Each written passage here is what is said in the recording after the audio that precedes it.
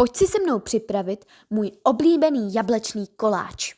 Začneš tím, že z mouky, cukru a másla uděláš drobenku, ze které si potom odebereš jeden hrnek a dáš stranou.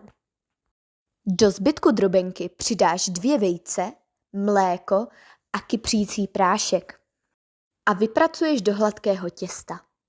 Poté si oloupeš a nastrouháš 3 až 4 jablka.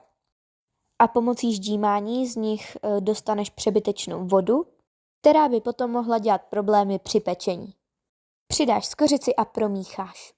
Do vymazané kulaté formy dáš těsto, na něj rovnoměrně rozprostřeš nastrouhaná jablka se skořicí a posypeš drobenkou.